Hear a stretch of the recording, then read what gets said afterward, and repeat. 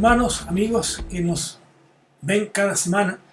Una vez más estamos juntos para compartir este estudio de la palabra del Señor y poder llegar hasta ustedes y de esta manera compartir el mensaje de Dios para nuestras vidas.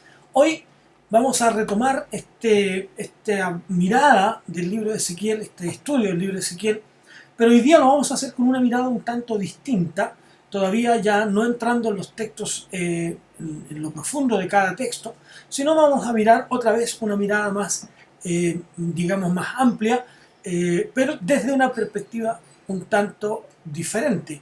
La semana pasada comenzamos a hacer esta introducción. Estamos todavía en este quehacer, así es que les invito a que podamos estar reflexionando y mirando juntos lo que la palabra del Señor tiene para cada uno de nosotros y desde esa perspectiva entonces analizar el texto de las Escrituras. Oremos al Señor. Padre, en el nombre de Jesús, en esta hora, te damos gracias, bendecimos tu precioso nombre y te rogamos que tu Espíritu Santo, Señor, nos guíe para que podamos con todo nuestro ser y con todo nuestro corazón poder entender lo que tu palabra tiene para nosotros. Guíanos en este estudio, te lo rogamos, en el nombre de Jesús. Amén y amén.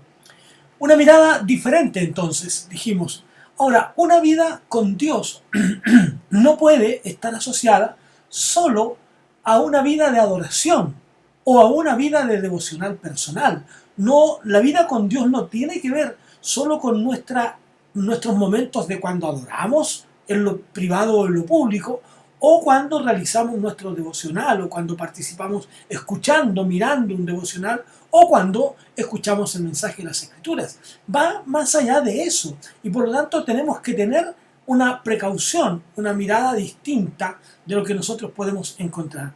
Por supuesto que esta vida con Dios, entonces, nos lleva, esta relación con Dios nos lleva a vivir una vida recta también en otros aspectos de la vida. Muchas veces se nos critica y se nos dice que los cristianos solo vivimos un evangelio en donde nosotros nos encontramos, es decir, un evangelio en el templo, un evangelio en la casa, pero a veces no fuera de la casa. E incluso, a veces, aún en la casa, no vivimos un evangelio de verdad.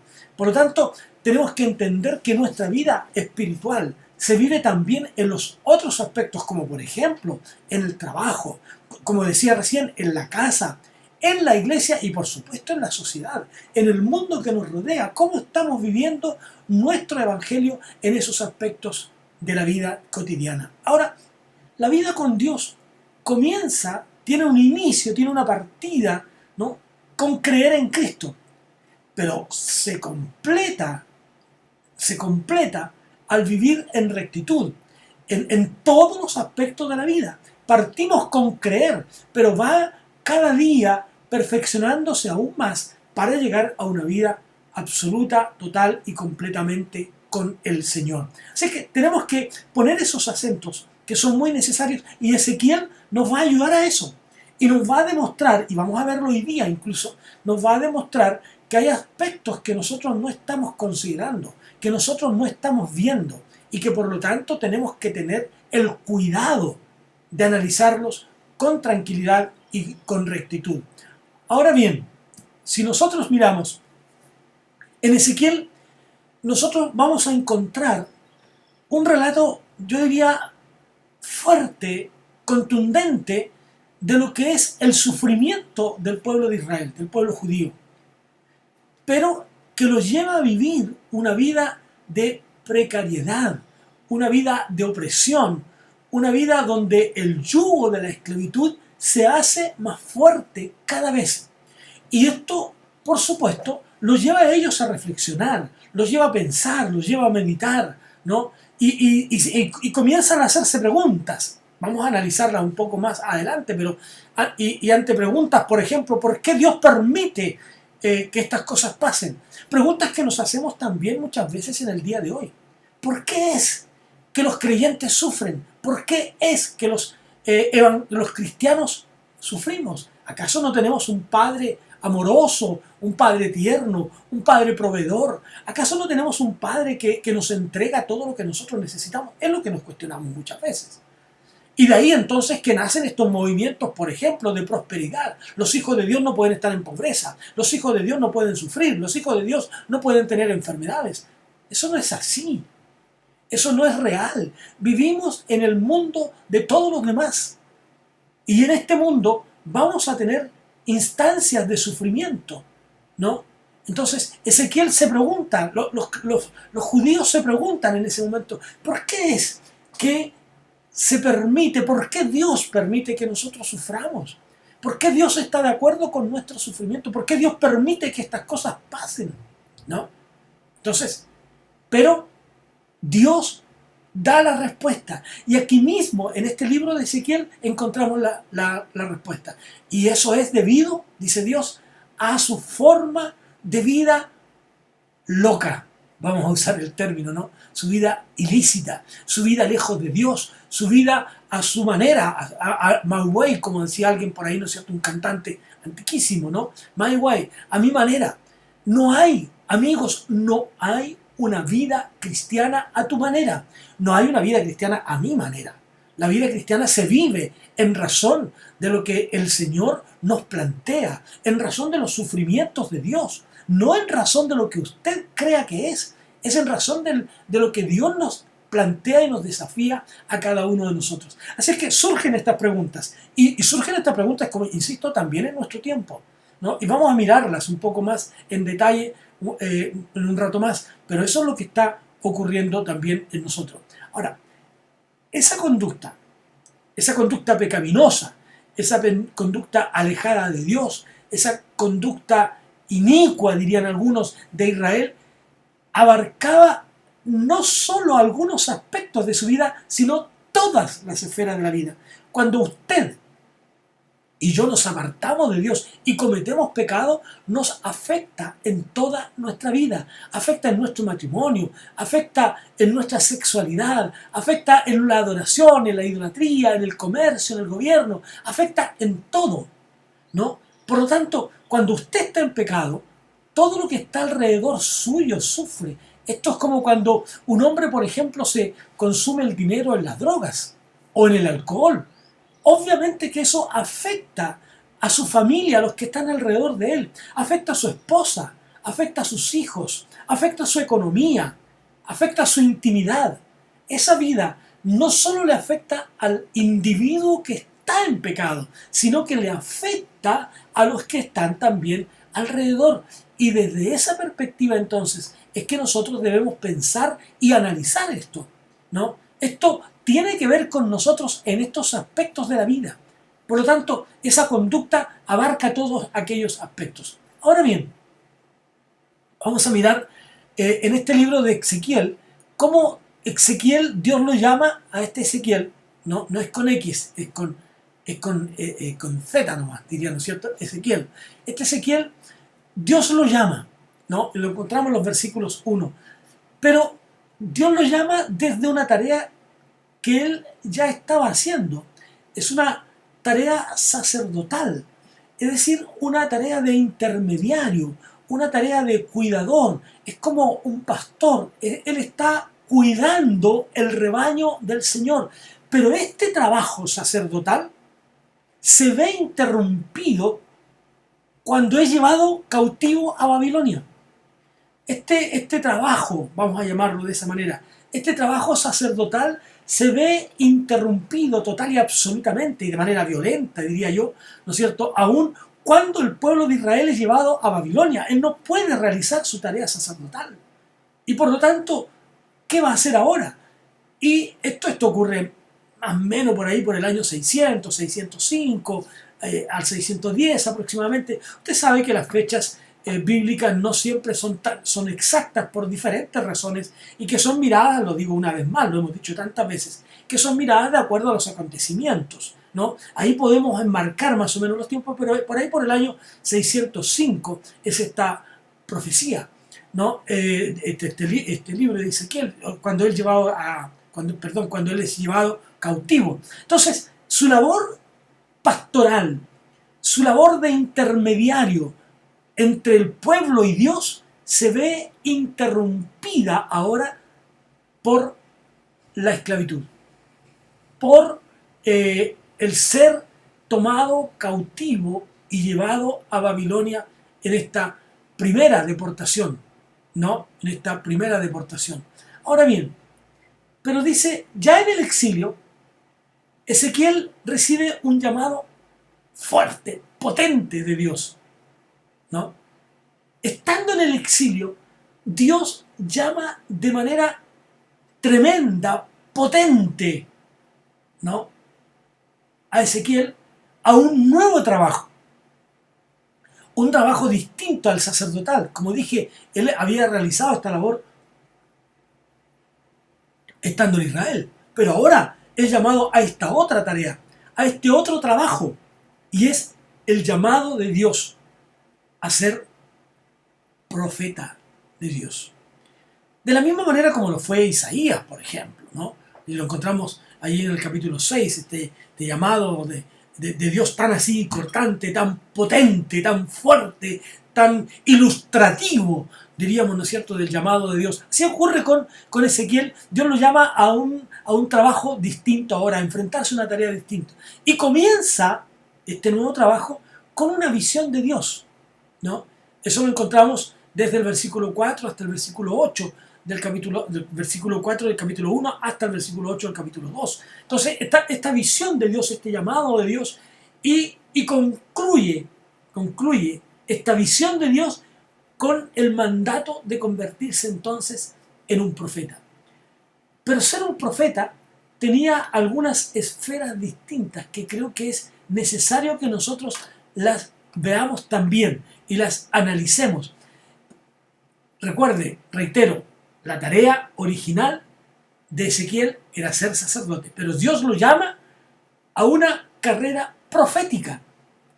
Dios lo llama a una tarea profética, pero esta tarea es distinta. Dije que la labor sacerdotal significaba ser intermediario entre Dios y el pueblo. Dios y el pueblo, y Ezequiel al medio. Él era el hombre de Dios, el que llevaba el mensaje de Dios. Dios ha dicho tal cosa. Pero ahora esta tarea va más allá. La tarea del profeta no iba solo en el campo de lo religioso, sino que abarcaba, de alguna forma también, el campo de lo político. ¿Por qué? Porque el profeta tenía relación con el rey. El profeta tenía que decirle al rey lo que debía hacer. De hecho, los reyes, acuérdense ustedes de Samuel y otros, los reyes preguntan, vayan y pregúntenle al profeta, ¿no? Entonces había también un trabajo en lo político. Por lo tanto, si uno lo mirara en el día de hoy, tendremos que decir que Dios siempre ha estado direccionando la vida política de una nación. El problema es que no siempre la iglesia ve la tarea política como también una responsabilidad de ella, de la iglesia. No solo en la oración, sino en capacitar a sus miembros, a sus hermanos, para que puedan desempeñarse en lo político. Es muy importante eso. Ahora, no los pastores somos llamados a pastorear, ¿no? La labor profética hoy día, diríamos, es diferente, es una labor de predicación del Evangelio, y desde esa perspectiva todos somos profetas de Dios, todos somos llamados a predicar, a anunciar el Evangelio del reino de Dios. El profeta no solo anunciaba el reino de Dios, sino que denunciaba, había una actitud de anuncio, ¿no es cierto? El anuncio de la relación que el hombre debe tener con Dios, pero también estaba la denuncia del alejamiento de la nación de Dios, buscando sus propios aspectos y sus propios anhelos y deseos en su vida política, en su vida de accionar y de lo que ellos hacían simplemente porque ellos así lo determinaban y porque así lo deseaban, no simplemente porque Dios lo condujera de esa manera, sino simplemente porque ellos así lo querían. Entonces, entra en esto ahora una tarea también política. Y es importante esto, hermanos. En nuestro tiempo nosotros vemos la sociedad. La sociedad hoy día está viviendo tiempos complejos. Nuestra sociedad está viviendo tiempos difíciles. Y eso es porque la iglesia se ha olvidado de las denuncias. La iglesia se ha dedicado solo a lo profético espiritual, que no está mal. Es decir, la búsqueda del pecador, de atraerlo hacia Dios, que no está mal, al contrario, está muy bien, debe hacerlo, pero no debe dejar la iglesia la denuncia del pecado de la nación. Y así como muchos países, entre ellos nuestra nación, nos hemos alejado como nación de Dios. Y por eso es que vivimos los desastres que hoy tenemos. Entonces, tenemos que tener ese cuidado, esa precaución de llegar entonces a esta nueva dimensión, vamos a decir. Ahora bien, las preguntas, dos preguntas que se hacen los judíos. ¿Dios ha sido injusto con nosotros? ¿Dios es injusto con nosotros? ¿Nos está culpando a nosotros? Y ahí surge la otra pregunta. ¿Qué hicimos para merecer esto? ¿Por qué es que Dios nos trata así? ¿Por qué es que nosotros tenemos que enfrentar esta situación? ¿Acaso somos culpables? Y vamos a verlo enseguida, ¿no? Pero somos culpables nosotros, somos nosotros los causantes de que Dios actúe de esta manera con nosotros. ¿Qué hicimos para merecer esto? ¿Qué hemos hecho nosotros para merecer lo que Dios está haciéndonos? Nosotros no somos culpables de esto. Dios ha sido injusto. Eso es lo que está diciendo el pueblo de Israel. Dios ha sido injusto y no puede ser. Ahora, el castigo es en razón de lo que hicieron nuestros antepasados. El castigo es en razón de lo que hicieron nuestros padres. Fíjense lo que dice el capítulo 18, el texto 2. Dice así: ¿qué pensáis vosotros, los que usáis este refrán sobre la tierra de Israel, que dice? Había un refrán, había un proverbio. Los padres comieron las uvas agrias y los dientes de los hijos tienen la dentera. Vamos a analizar este texto. Esto es lo que nos dice Reina Valera, ¿no? Solamente vamos a usar la segunda parte del texto, pero porque la primera habla, ¿no es cierto? Ustedes tienen este refrán. Esto es lo que se dice entre ustedes en razón de este castigo que aparentemente ustedes están recibiendo. Los padres comen las uvas agrias, pero los dientes de los hijos tienen la dentera. Esto es un poco confuso. Reina Valera lo plantea y podríamos no entenderlo perfectamente. Pero vamos a ver dos revisiones más. La NBI por un lado y la traducción del lenguaje actual. Y en la NBI el mismo texto dice lo siguiente: los padres comieron uvas agrias y a los hijos les duelen los dientes. Es decir, si los padres, vamos a parafrasear esto, si los padres se comieron las uvas, ¿por qué a nosotros nos duelen los dientes? Si los que se comieron las uvas son ellos. A quienes debiera dolerle los dientes es a ellos, no a nosotros. Entonces, ante la pregunta es, ¿qué hicimos nosotros? Si nuestros padres pecaron, si nuestros padres actuaron mal, pues que a ellos les duelen los dientes. Pues que a ellos les haya venido las consecuencias. ¿Somos nosotros responsables de esto? ¿No? Y la traducción en lenguaje actual, del mismo texto, dice lo siguiente, para que podamos entenderlo. Los padres la hacen y los hijos la pagan. Pero yo me pregunto, ¿por qué lo repiten? Fíjense, los padres la hacen y los hijos la pagan. Esto tiene relación a veces también con lo que la gente ve hoy día en cuanto al pecado original. Si Adán pecó, ese pecado pasa a todas las generaciones. Pero ¿por qué yo tengo que responsabilizarme del pecado de Adán, pecado original? ¿Por qué yo tengo que responsabilizarme del pecado de mis padres? Eso es lo que están diciendo, ¿no? Y sí, es cierto, el pecado de Adán se traspasa a las generaciones, pero cada generación, cada persona va tomando sus propias decisiones, su propio camino. Fíjese usted que en una familia, usted puede ver una familia compuesta por un papá, por una mamá, por 2 o 3 hijos, y los hijos no son iguales. Los hijos a veces toman decisiones equivocadas y no por razón de que los padres se las dieron, sino porque ellos decidieron ir por ese camino. Ahora, ¿son responsables los padres? No.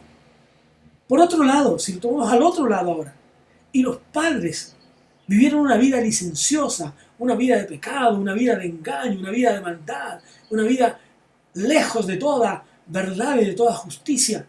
Sin embargo, a veces los hijos buscan el camino de lo correcto. Es decir, ellos no pueden pagar. ¿Acaso puedo yo pagar por el crimen que mi padre haya cometido? ¿Acaso la justicia tendría que juzgarme a mí y cobrarme a mí el crimen de mi padre? Definitivamente no. Yo no soy responsable. Eso es lo que están diciendo. Cuando ellos dicen, los padres comieron las uvas agrias. Pero ¿por qué nos duelen los dientes a nosotros? Pero más adelante, en el mismo Ezequiel, el Señor va a decir, el alma que pecare, esa morirá. Es decir, cada uno pagará por su propio pecado. Cada uno es responsable de sus propios actos. Nadie es responsable por los actos de los otros. Nadie es responsable por los actos de los demás.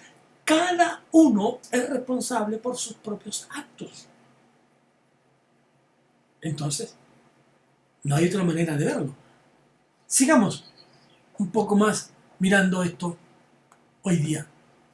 Dios castiga a los hombres, obviamente, por sus propias faltas. Veamos los textos. Voy a leerlos completos, aunque lo vamos a desarrollar un poco más breve enseguida. Pero miren los textos 18, 5 al 9. Dice, y el hombre que fuere justo e hiciere según el derecho y la justicia, que no comiere sobre los montes, ni alzare sus ojos a los ídolos de la casa de Israel, ni violare a la mujer de su prójimo, ni se llegare a la mujer menstruosa, ni oprimiere a ninguno, que el deudor devolviere su prenda, que no cometiera robo y que diere su pan al hambriento y que cubriera al desnudo con vestido, que no prestare a interés ni tomare usura, que de la maldad retrajere su mano e hiciere juicio verdadero entre hombre y mujer, entre hombre y hombre, en mis ordenanzas caminar y guardar mis decretos para hacer rectamente. Ese justo dice, este justo vivirá, dice Jehová el Señor. Si haces lo recto, si haces lo que está bien, si haces lo correcto, no tienes por qué pagar. La justicia se exige de forma individual. La justicia no es grupal. La justicia es cada uno. Cuando una persona ha cometido delito, se le juzga de manera individual. Fíjese usted que cuando una banda de delincuentes cae en manos de la justicia, se juzga a cada persona en lo individual. Es más, incluso muchas veces cada una de las personas que componen esa banda tienen un abogado personal. ¿Por qué? Porque cada uno ha de defender su posición y ha de defenderse de acuerdo a sus actos. No pueden ser responsables uno de los actos de los otros. Y ahí entonces el abogado habla, ¿no es cierto?, acerca de su propio defendido. De la misma manera, nosotros no tenemos que pagar las consecuencias del pecado de nuestros padres. Nosotros no tenemos que cargar con las consecuencias del pecado de nuestros padres. Ellos comieron las uvas agrias, ellos pagarán. Pero nosotros comeremos las propias y tendremos que pagar por las propias. Nosotros hemos cometido nuestros propios pecados y tenemos que pagar por los propios. Entonces la justicia se exige de manera que cada individuo la enfrente y pague por ella. Entonces, ¿cuál es la demanda de Dios? La demanda de Dios, según el libro de Ezequiel, es que ellos vivan justamente y rindan cuentas individuales, como pueblo hoy día, independientemente de lo que hicieron las generaciones anteriores. No pueden pagar, como usamos muchas veces el término, justo por pecadores. Si la nación de Israel en el pasado pecó, ellos pagaron. Si la nación de Israel se mantiene hoy día intacta, ella recibirá justicia. Si usted Si usted vive rectamente, usted tendrá la bendición de cosechar bendición. Y los otros pagarán sus propios pecados. Ahora bien, vamos a mirar un poco más. Fíjese que quisiera que tomáramos un poco aquí y analizáramos brevemente, o antes vamos a ir a las preguntas que ellos se hacen como nación, como pueblo. Y hay 4 preguntas que nos plantea este texto que yo acabo de leer. Desglosémoslo un poquitito y luego vamos a analizar el Salmo 137 y con eso estaríamos llegando hoy día más o menos al final de nuestra lección y podremos entonces caminar en razón de aquello. Ahora bien, 4 cosas. El hombre justo, dicen los textos 5 al 7, no oprime. El hombre que actúa con justicia no aplasta, sino que le devuelve su prenda al deudor. No es el momento de analizarlo ahora, pero estaba escrito que cuando una persona recibía un préstamo de otro, de su hermano, de su compatriota, no debía pedir ser usurero. Es más, después de cierta cantidad de años, ya la deuda prescribía. No existe tal deuda, ¿no? Entonces, el hombre justo no oprime. El hombre justo no es el que echa una carga sobre la otra, sino que le devuelve su prenda al deudor. El hombre justo actúa con justicia, pensando en que también él merece justicia alguna vez. Como decimos, como se dice hoy día, recordando que también él tiene techo de vidrio, probablemente, o lo va a tener. Como le dijo Jesús a los que llevaron a la mujer samaritana, a la mujer adúltera. El que de vosotros esté sin pecado, el que nunca haya pecado, el que esté libre de pecado, lance la primera piedra. El que esté pensando que él no va a actuar de esa manera, lance la primera piedra. Pero no es así. Entonces, el hombre justo no oprime. En segundo lugar, el hombre justo no es aquel que roba. No. No hay una razón para robar. No hay. Sino que alimenta al hambriento y al desnudo. Eso es lo que nos dice el texto 7. ¿No? El hombre justo no roba. No actúa con maldad. No actúa de esa. El hombre justo nunca le robará al otro.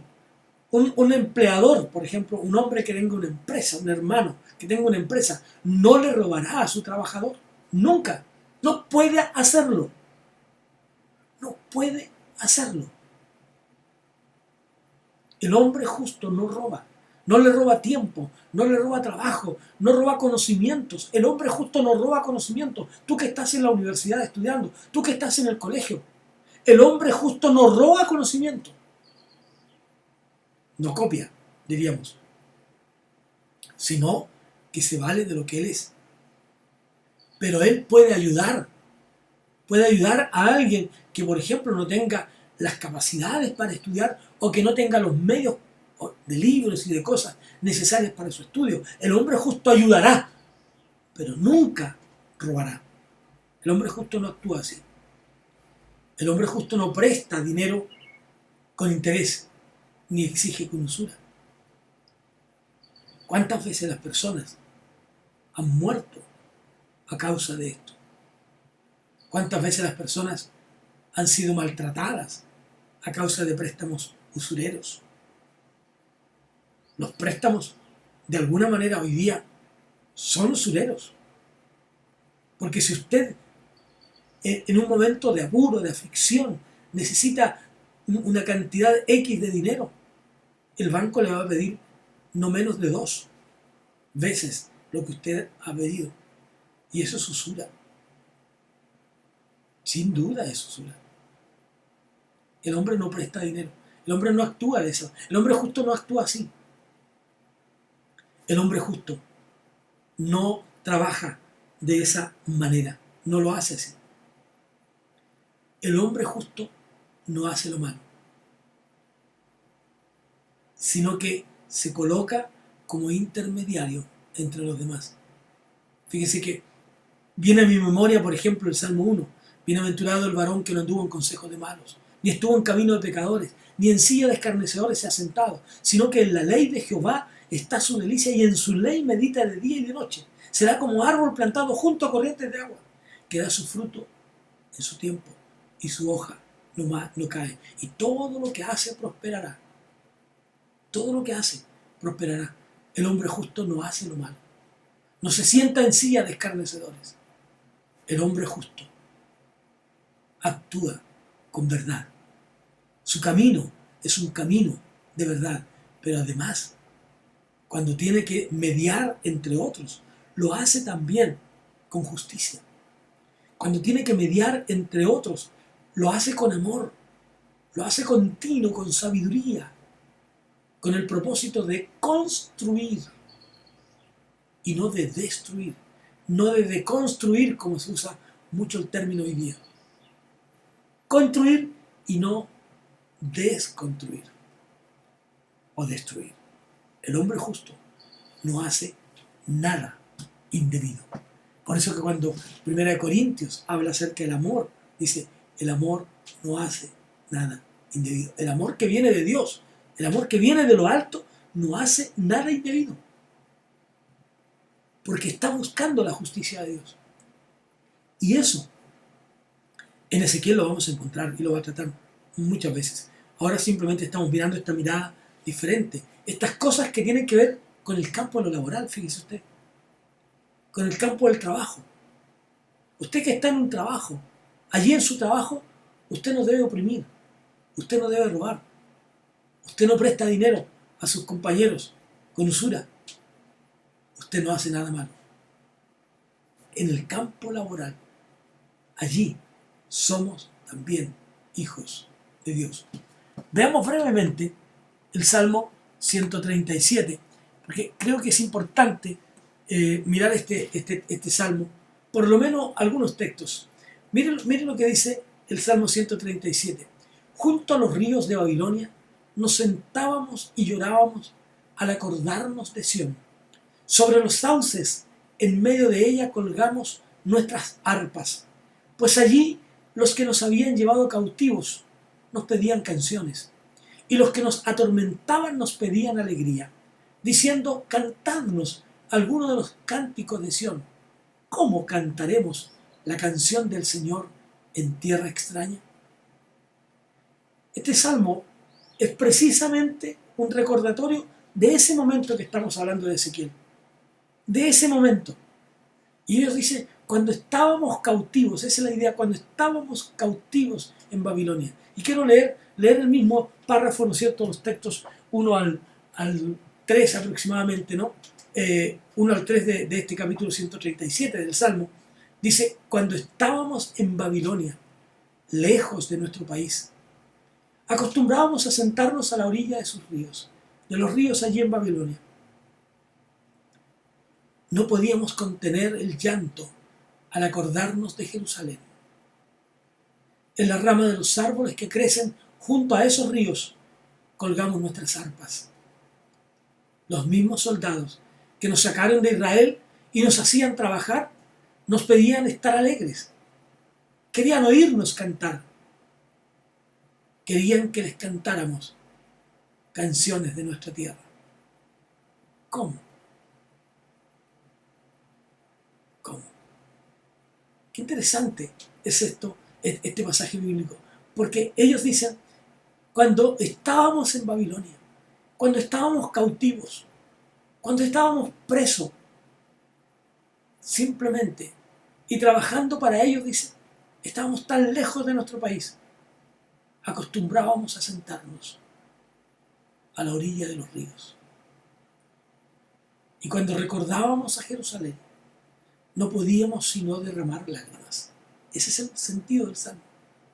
Cuando nos acordábamos de nuestra tierra, cuando nos acordábamos de los bienes que teníamos en nuestra tierra, no podíamos sino llorar. Cautivos, lejos de su tierra, recordando lo que allí eran, a lo mejor recordando sus fiestas religiosas, a lo mejor recordando sus familias, recordando sus cánticos, su adoración a Dios. Simplemente dicen ellos, en aquellas ramas de los árboles que crecen junto a esos ríos, colgamos nuestras arpas. No teníamos ganas de hacer música. No teníamos ganas de tocar. La tristeza, el llanto, el dolor no nos permitía. Así que colgamos en los árboles nuestras arpas. Sin embargo, los soldados que nos sacaron de Israel y nos hicieron cautivos, aquellos que nos maltrataron, aquellos que nos hacían trabajar duramente, aquellos que maltrataban nuestra vida, nos pedían estar alegres. Querían oírnos cantar, querían oír nuestra música alegre, querían oír nuestra danza, querían oír y ver nuestros bailes. Querían que les cantáramos canciones de tierra, de nuestra tierra. ¿Cómo? ¿Cómo cantaremos la canción del Señor en tierra extraña? ¿Cómo alabaremos a Dios en tierra extraña? Cuando estamos lejos de Dios, amigos, nos pasa también lo mismo. Cuando usted está lejos de Dios, ¿cómo podría cantar a Dios? Pero sin embargo, cuando volvemos a Dios, vuelven a nosotros las canciones de júbilo, las canciones de alegría, las canciones de bendición que nos llegan a hacer pensar en Dios. Una mirada distinta a este libro de Ezequiel, a este libro que nos alimentará y nos saciará de bien y que nos llevará a reflexionar en que pagamos por lo que hacemos, pero gozamos también por lo que hacemos. Que Dios les bendiga. Nos vamos a encontrar el próximo miércoles en un nuevo estudio de la palabra del Señor. Les invito a orar. Padre, gracias. Gracias por tu palabra para con nosotros. Gracias por tu presencia. Gracias por tu amor y tu bondad en nuestras vidas. Oramos a ti en el nombre precioso de Jesús. Amén y amén. Que Dios les bendiga, queridos.